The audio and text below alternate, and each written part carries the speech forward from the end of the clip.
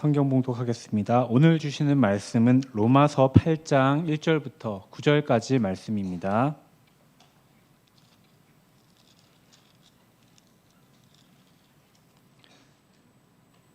제가 가진 성경책은 신약성경 248쪽 로마서 8장 1절부터 9절까지 말씀을 제가 먼저 읽고 교독하시겠습니다. 그러므로 이제 그리스도 예수 안에 있는 자에게는 결코 정죄함이 없나니 이는 그리스도 예수 안에 있는 생명의 법이 죄와 사망의 법에서 너를 해방하였습니다.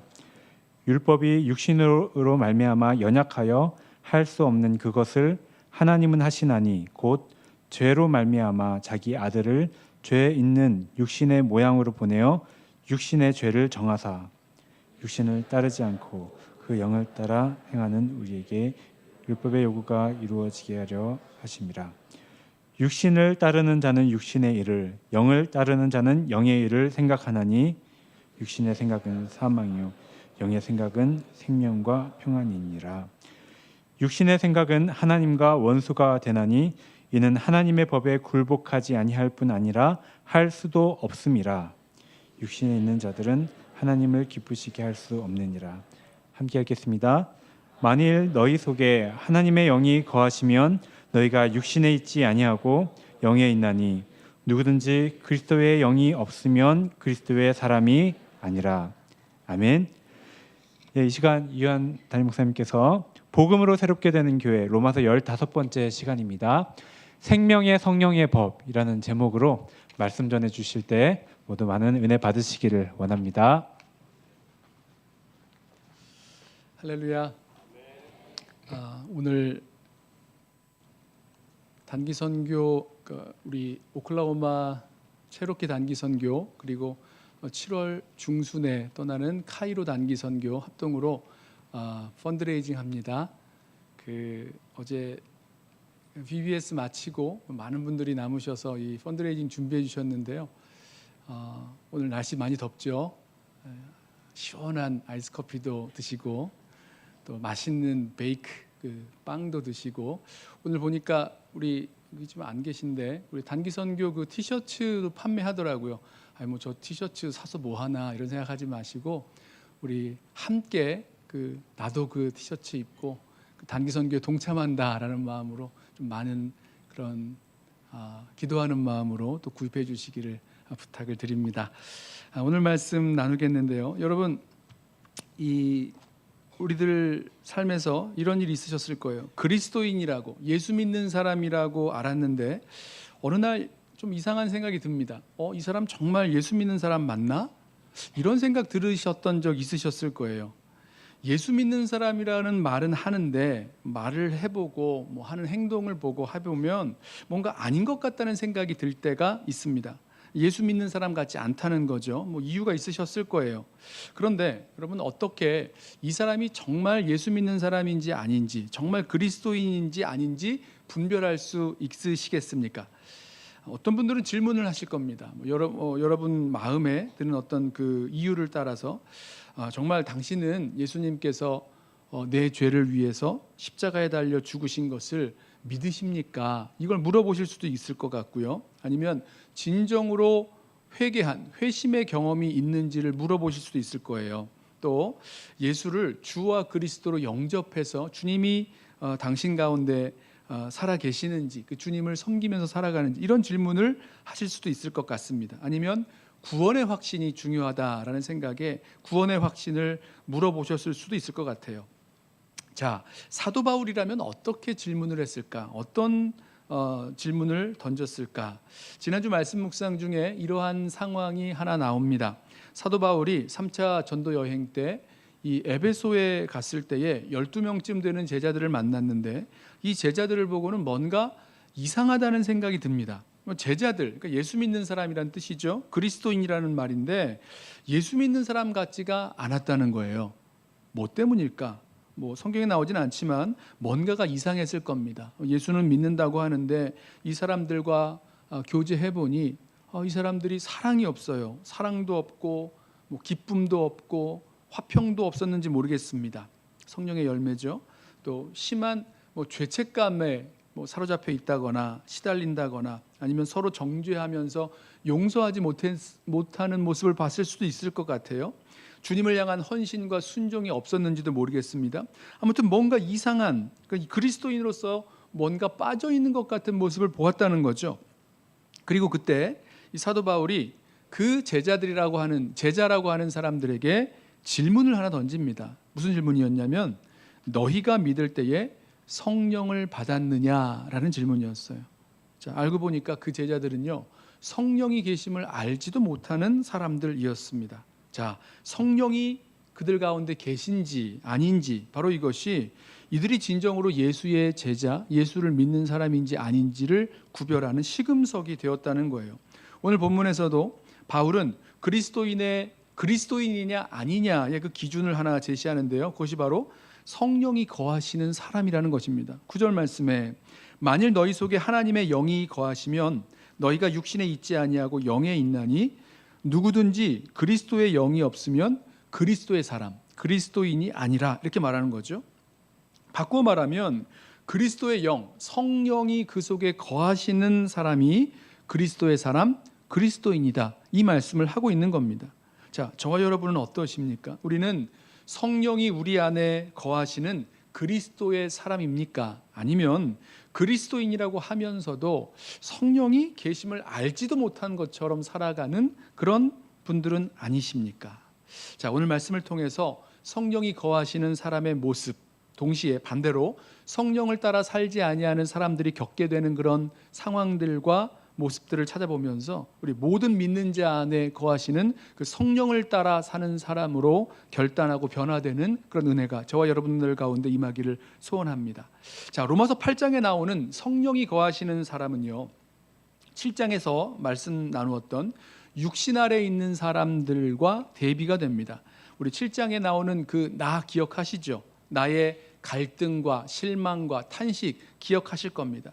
내가 원하는 것은 행하지 아니하고 도리어 원치 아니하는 것을 행하는 나, 육신에 속하여 죄 아래 팔렸다라고 고백하는 나, 하지 말아야지 결단하고 다짐하지만 다시 그걸 하고, 이건 꼭 해야지 정말 할 거야 결심하지만 하지 못하는 나. 여기서 오는 갈등과 고민, 그런 실망 속에서 탄식하죠.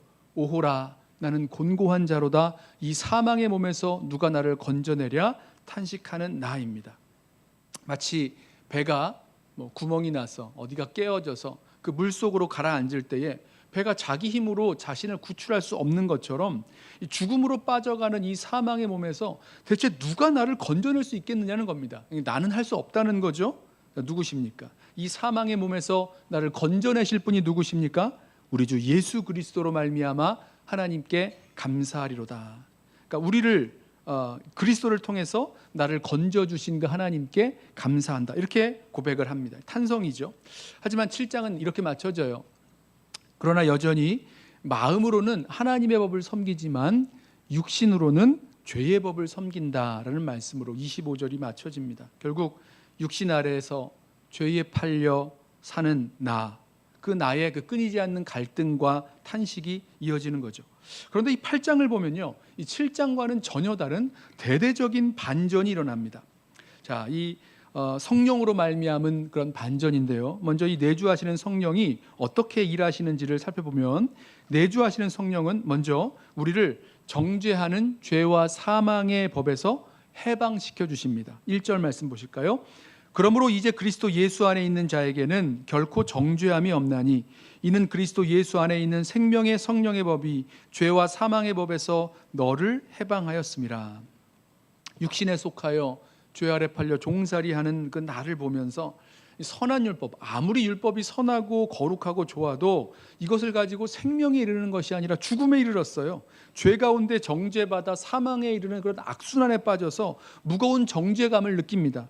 너는 죄인이야. 죄를 졌으니까요. 죄를 이기지 못하고 죄 가운데 빠져 살아가니까 너는 죄인이야. 너는 잘못했어. 너는 벌 받아야 돼. 너 죽어야 돼. 살 가치가 없어. 끝내버려. 이런 이야기들로 들려오는 거죠.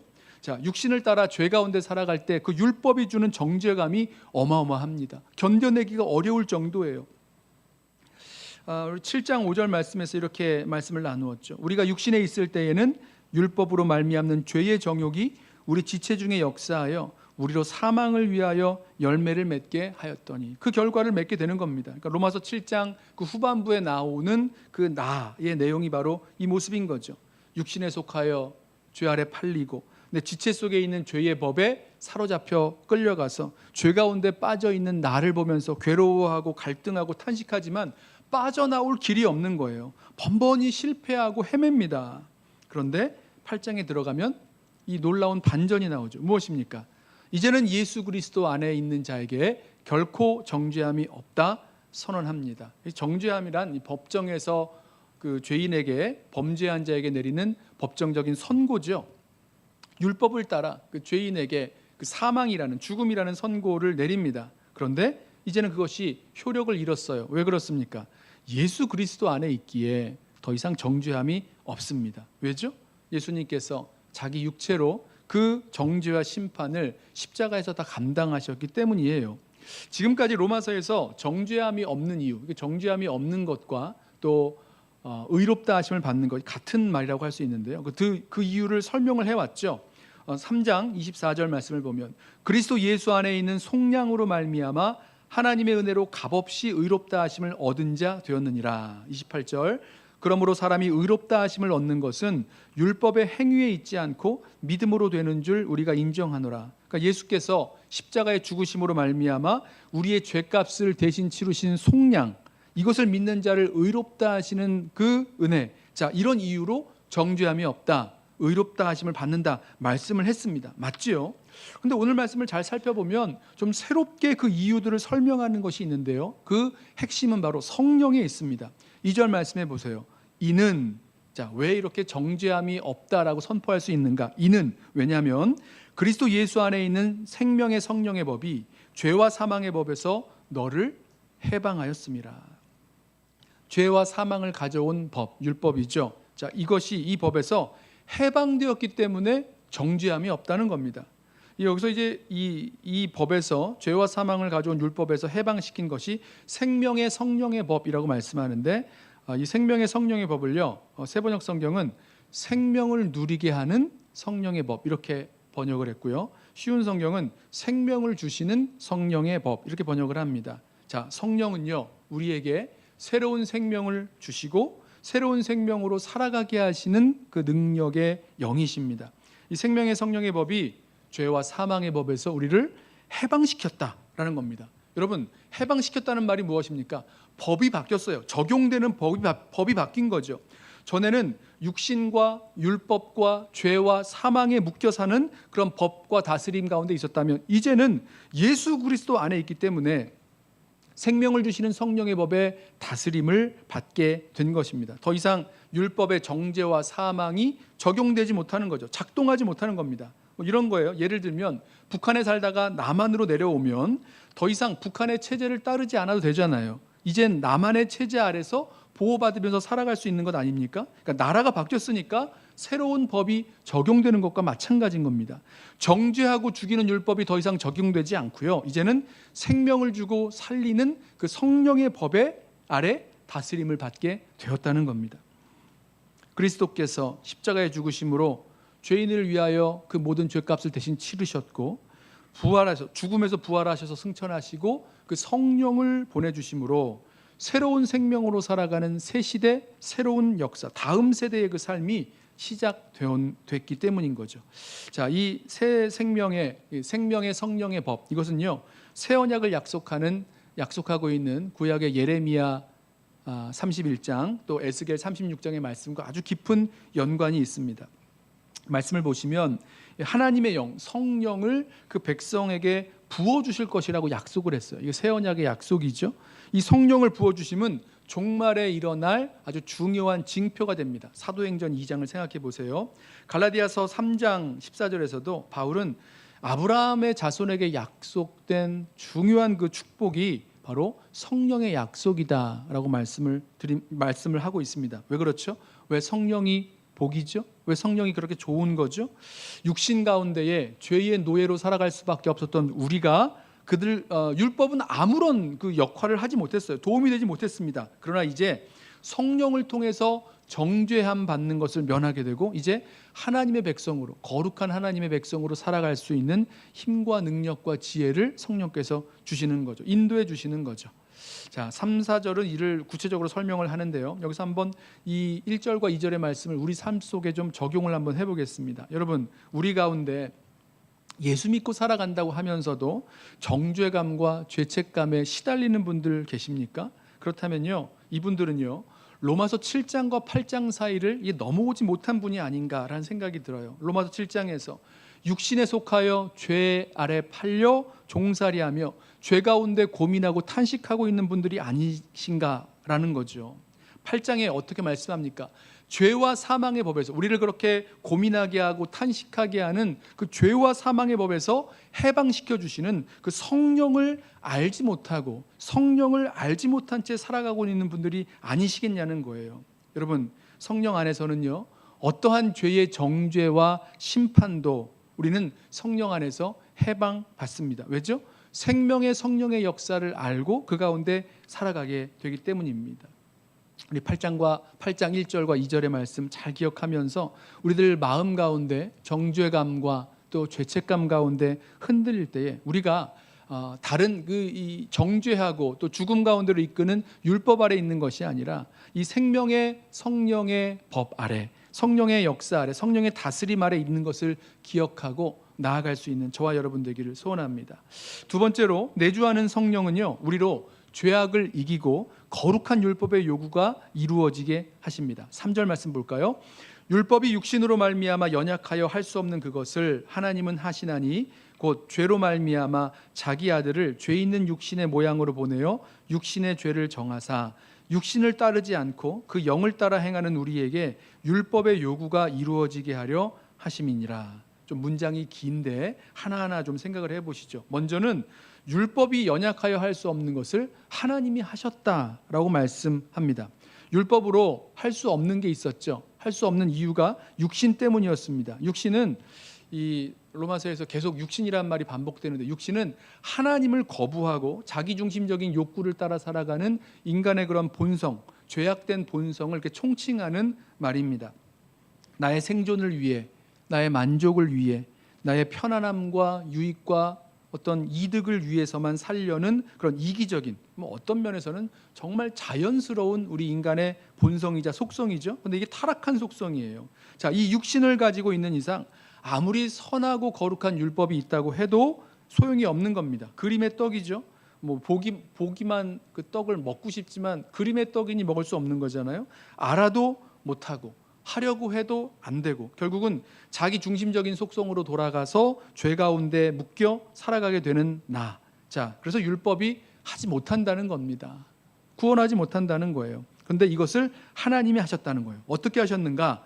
아들을 보내셔서 육신의 죄를 정하셨다. 이 말이 한국말이 조금 어려운데 이 말은 예수 그리스도를 인간의 몸으로 이 땅에 보내셔서 십자가에 달려 죄를 담당하게 하심으로 육신의 죄를 정하셨다. 이 정한다는 얘기는 1절에서 정죄하다, 정죄함이라는 말과 이 명사와 같은 어근입니다. 그러니까 육신의 죄를 정죄했다, 심판했다 이 말씀이에요. 결국은 예수님의 그 육체로 그 받아야 할 그 정죄의 심판을 받으셨다는 거죠. 예수님의 그 육체로 우리가 받아야 할 정죄와 저주와 심판을 다 받으셨다는 거예요. 그래서 우리가 받아야 할 그 사망 선고에서 우리를 해방시키셨다. 우리 2절에 말씀하고 있는 것과 같은 말씀이죠. 바로 이 말씀을 하고 있는 겁니다. 근데 여기 한 가지 더, 율법의 요구가 이루어지게 하셨다. 이런 말씀을 해요.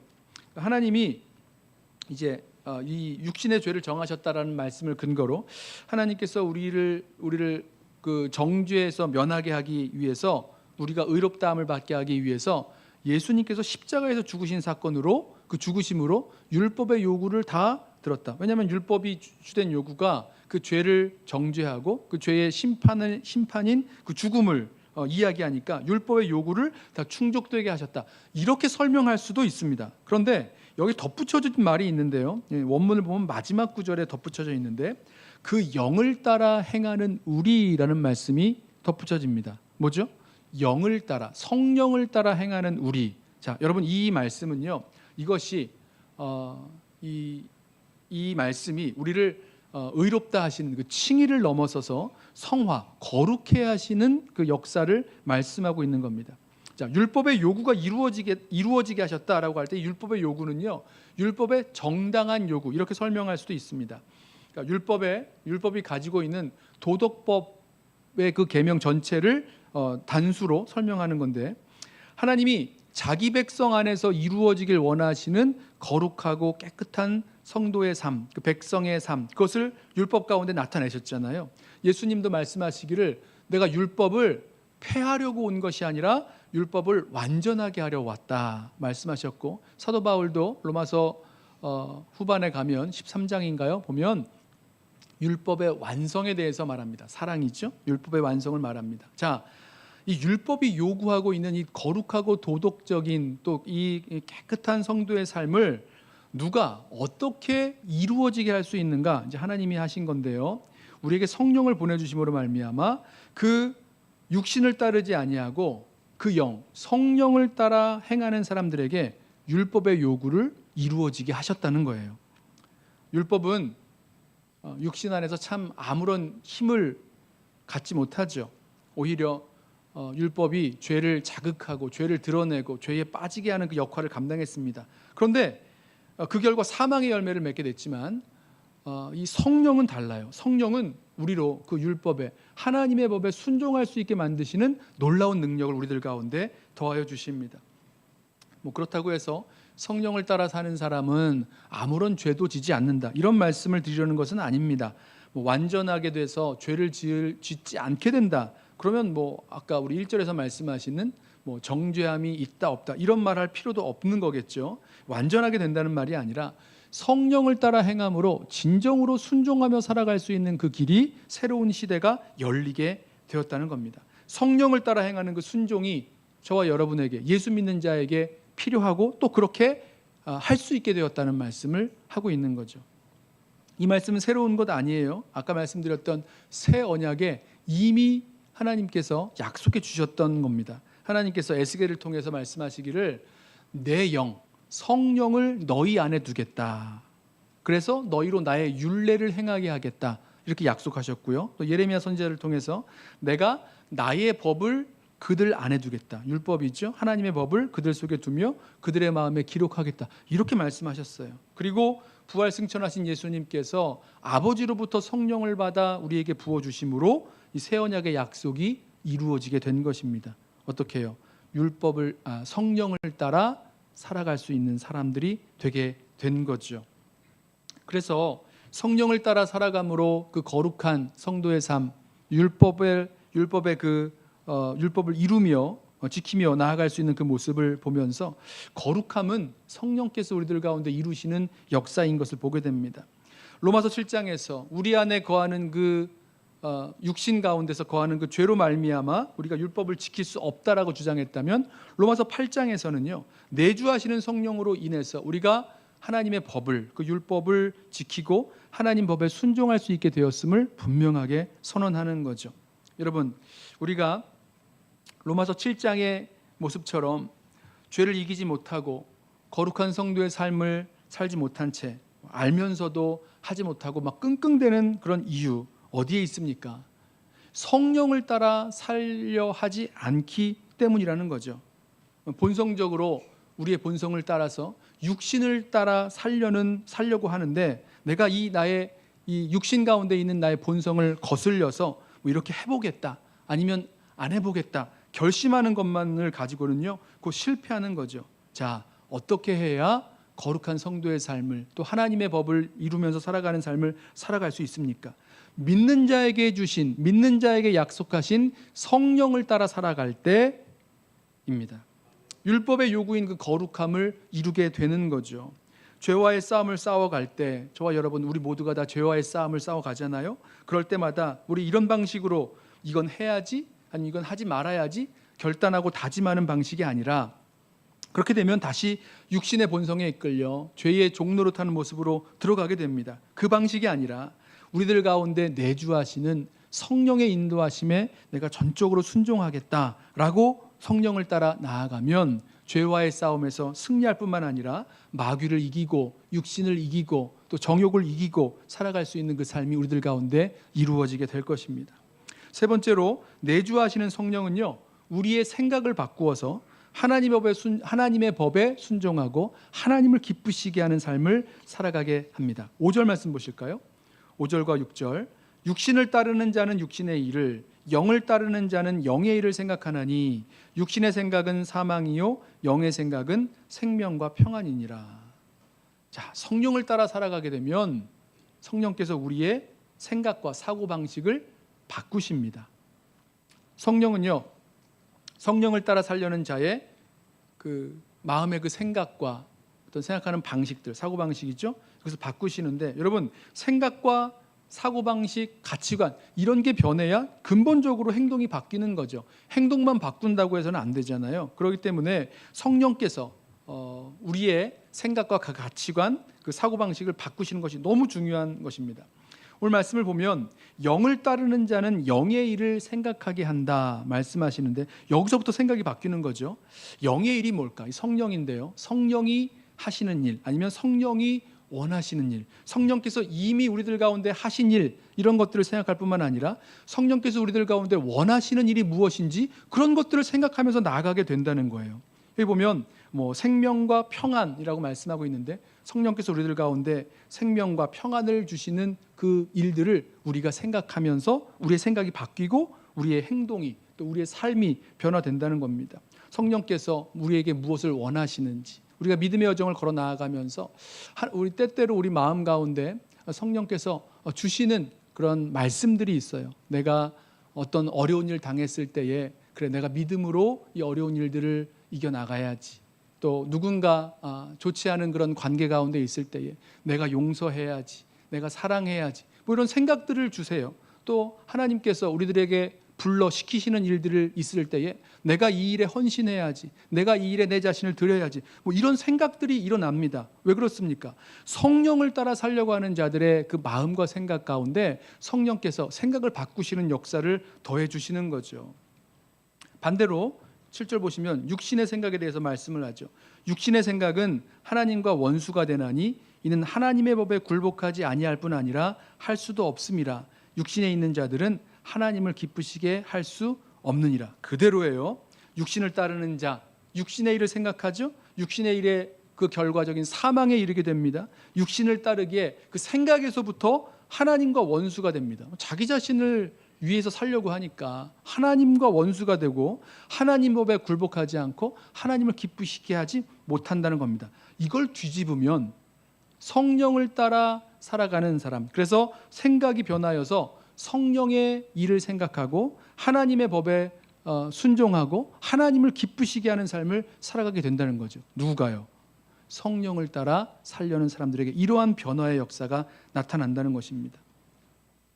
로마서 7장에서 나온 그 나처럼, 그 나는 성령을 지식적으로나 경험적으로나 알지 못한 채 여전히 육신 아래서 육신의 힘을 가지고 살아가려고, 죄를 이겨보려고 하기도 하고 또 거룩하게 살아보려고 하기도 하면서 그러나 결국 죄 아래 팔려 종살이하며 살면서 스스로 이겨내지 못하는 그런 죄 때문에 너무나 힘든 고민과 탄식 속에 살아갑니다. 그 몇 가지 예가 있었죠. 우리 1절 말씀에 보면 정죄감 가운데 시달릴 수 있었고요. 3절과 4절 말씀에 보면 거룩한 율법의 요구를 이루어내지 못해서 죄를 이기지 못하는 삶을 살아가고요. 5절부터 8절 말씀 보면 사망의 생각 가운데 하나님께 순종하지 못하고 하나님을 기쁘시게 못하는 그런 삶을 살아가게 되는 것입니다. 여러분, 반대로 성령을 따라 살아가는 삶, 성령은 우리 안에서 어떻게 역사하십니까? 우리를 정죄하고 사망을 선고하는 그 법에서 해방시켜 주십니다. 성령을 따라 행하는 우리가 율법의 요구를 이루어지게 하는 삶을 살아가게 하십니다. 그리고 성령은 우리의 생각을 바꾸셔서 하나님의 법에 순종하고 하나님을 기쁘시게 하는 그 삶을 살아갈 수 있게 만드십니다. 사랑하는 성도 여러분, 십자가에 죽으시고 부활하신 그리고 승천하신 주님께서 예수 믿는 자에게 성령을 선물로 주셨습니다. 모든 믿는 자에게, 저와 여러분에게, 예수 믿는 모든 자에게 주신 이 성령의 약속, 그리고 이 내주하시는 성령의 인도하심을 따라 살아갈 수 있는 저와 여러분 되기를 원합니다. 그 성령을 따라 살아갈 때에 새로운 생명으로, 새로운 피조물로 살아갈 수 있는 그 능력과 마음과 그 길을 주님께서, 성령께서 우리들 가운데 열어주실 것입니다. 우리 연합교회 성도들 가운데 한 분도 빠짐없이 성령을 모른 채 고민하고 갈등하고 괴로워하면서 사는 것 아니라 성령을 따라 행함으로 말미암아, 성령을 따라 살아감으로 말미암아 정죄감이 아니라 의롭다 하시는 은혜 가운데 살아가고, 거룩한 율법의 요구를 이루어내며 살아가고, 또 하나님을 기쁘시게 해드리며 살아갈 수 있는 저와 여러분 되시기를 주님의 이름으로 부탁하며 축원합니다. 기도하겠습니다.